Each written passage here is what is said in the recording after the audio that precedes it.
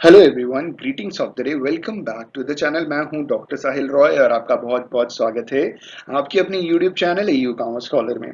दोस्तों, हम BCom first year की मनी एंड बैंकिंग सब्जेक्ट को पूरी तरीके से कवर कर रहे हैं, जिसमें आज का हमारा टॉपिक है गोल्ड रिजर्व स्टैंडर्ड। जी हाँ दोस्तों, आज हम डिटेल में जानेंगे और समझेंगे कि भाई ये गोल्ड रिजर्व स्टैंडर्ड एक्चुअली में होता क्या है। ये शुरू हुआ था 1936 में और 1939 में सिर्फ 3 साल चला और खत्म हो गया।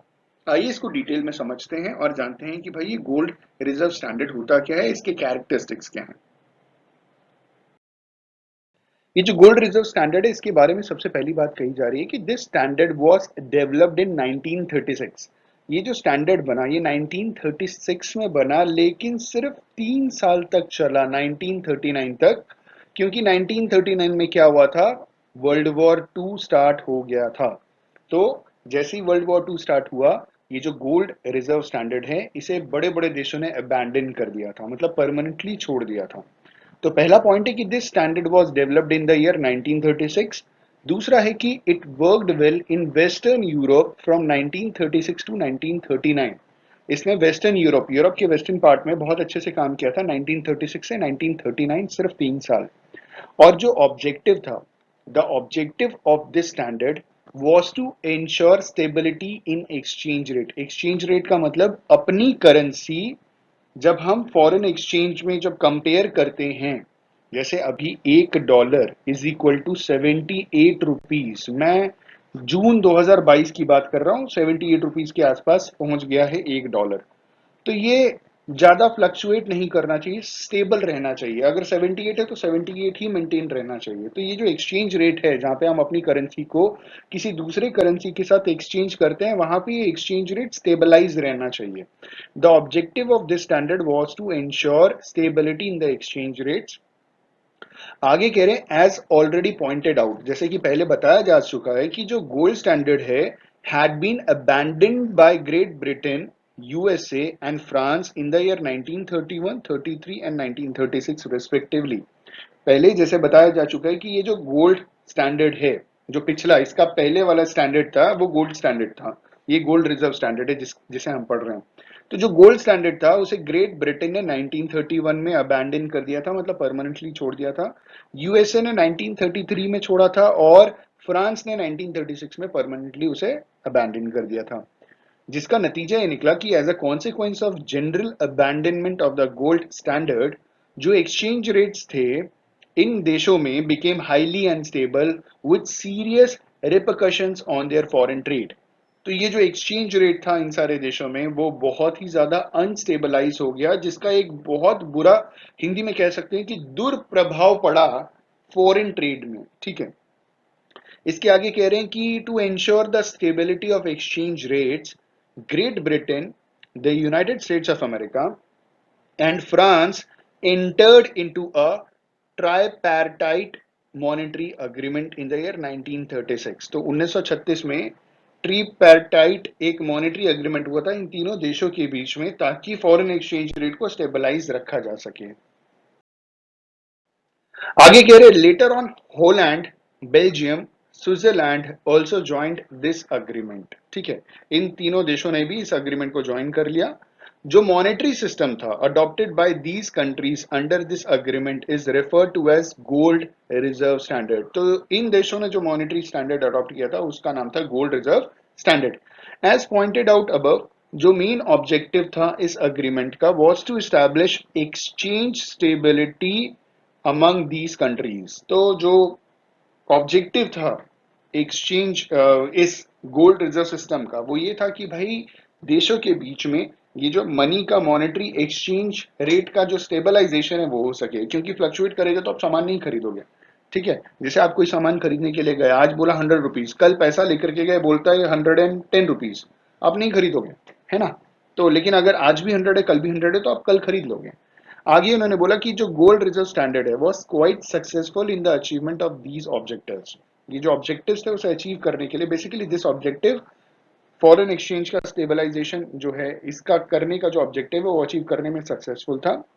But this system could not continue for long, ज्यादा समय तक नहीं चला क्योंकि वर्ल्ड वॉर टू शुरू हो गया था और ये system come to an end. ठीक है, आइए बात कर लेते हैं कुछ इसके एसेंशियल कैरेक्टरिस्टिक्स के बारे में। ठीक है, गोल्ड रिजर्व स्टैंडर्ड का पहला जो एसेंशियल कैरेक्टरिस्टिक है वो ये है कि नो लिंक विद गोल्ड।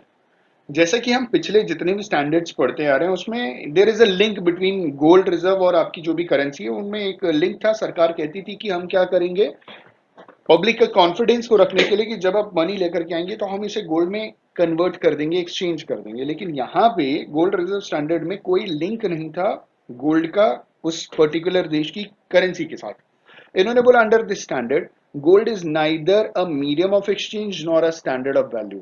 भाई ये दोनों प्राइमरी फंक्शन है। ठीक है, इन्होंने बोला कि स्टैंडर्ड, ये जो गोल्ड रिजर्व स्टैंडर्ड था, इस स्टैंडर्ड में क्या था कि गोल्ड ना कोई मीडियम था एक्सचेंज का, ना स्टैंडर्ड ऑफ वैल्यू था। जो internal currency comprises paper money and token coins made up of cheaper metals.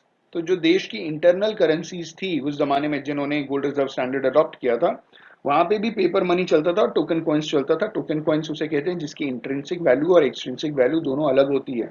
Intrinsic value मतलब जिस मेटल से वो बना है उसकी कीमत, और एक्सट्रिंसिक वैल्यू मतलब उसका face value. The government gives no guarantee to convert internal currency into gold. तो गवर्नमेंट ने ऐसी कोई गारंटी नहीं दी कि भाई हम जो करेंसी है उसे हम गोल्ड में कन्वर्ट करें। आगे कह रही हैं कि restrictions on import and export of gold. यहाँ पे सरकार ने जनरल पब्लिक को, जो प्राइवेटली इंडिविजुअल लोग काम कर रहे हैं, उनको रिस्ट्रिक्ट कर दिया था कि वो गोल्ड का इंपोर्ट एक्सपोर्ट नहीं कर सकते। ठीक है, लेकिन सरकार कर सकती है। Under this system gold can neither be imported nor exported by private individuals. The government enjoys complete monopoly in the import and the export of gold, and gold is imported or exported strictly for the monetary purpose. सरकार monopoly तो enjoy कर रही थी, लेकिन वो करती क्यों थी, ताकि मॉनेटरी पर्पसेस को फुलफिल किया जा सके। अगला है सेक्रेसी ऑफ रिजर्व्स। अब सेक्रेसी ऑफ रिजर्व्स का मतलब ये जो रिजर्व रखा जाता था गोल्ड का, ठीक है, यहाँ पे कितना रिजर्व किस देश ने रखा, ये जो गोल्ड रिजर्व सिस्टम में जो रिजर्व्स रखे जाते थे वो कितना किस देश ने रखा, इससे बहुत सीक्रेटली रखा जाता था। Under this system strict secrecy was maintained about the magnitude and the contents of the reserves in the member countries। तो भाई जितने मेंबर नेशंस हैं कितना गोल्ड रिजर्व रखा है वो सब बहुत सीक्रेट रखते थे। जो मूवमेंट होता था गोल्ड का फ्रॉम ई फंड, भाई E fund is exchange equalisation fund. Exchange मतलब फॉरेन एक्सचेंज, इक्वलाइजेशन मतलब बराबरी करने का जो फंड है। जो मूवमेंट होता था गोल्ड का ई फंड एक कंट्री से E fund of the member country had no means of knowing as to what the EE fund was buying or selling at a particular moment of time। ठीक है, कि भाई EE fund कितना खरीदा जा रहा है, कितना बेचा जा रहा है, कितने गोल्ड में डील किया जा रहा है, ये सब सीक्रेट रखा जाता था। Nor could it know the actual contents of the reserves of the EE fund of the country। In other words, the composition of the reserves of EE fund, that is the quantity of gold or the foreign exchange etc. was kept strictly confidential from the public। तो ये general public से बहुत ही ज्यादा confidential रखा जाता था। आखिरी characteristic है एक्सचेंज स्टेबिलिटी। भाई मकसद क्या था ये करने का, ताकि फॉरेन एक्सचेंज को स्टेबलाइज रखा जा सके, फॉरेन एक्सचेंज स्टेबिलिटी रही। ठीक है, the other feature of gold reserve standard was that it secured exchange stability without any intervention in the internal economy of the member country।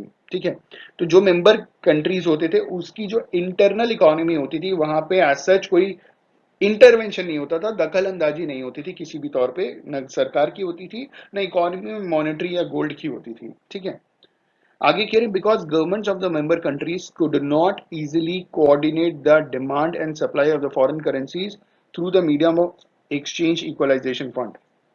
ये इसलिए होता था क्योंकि जो सरकार होती थी मेंबर नेशंस की वो इजीली कोऑर्डिनेट कर सके, because the government of member countries could easily coordinate the demand and supply, ताकि जो मेंबर नेशन है उनकी डिमांड और सप्लाई को इजीली कोऑर्डिनेट किया जा सके। और जिस मीडिया के थ्रू किया जा सके वो था ई फंड, जिसे हम कहते हैं एक्सचेंज इक्वलाइजेशन फंड। दोस्तों आई होप एंड बिलीव कि ये शॉर्ट वीडियो में आपको क्लियर हो गया होगा कि भाई गोल्ड रिजर्व स्टैंडर्ड क्या था, उसके कैरेक्टरिस्टिक्स क्या थे। On this note, thank you so much for watching this video. Have a good day and all the best for your examinations.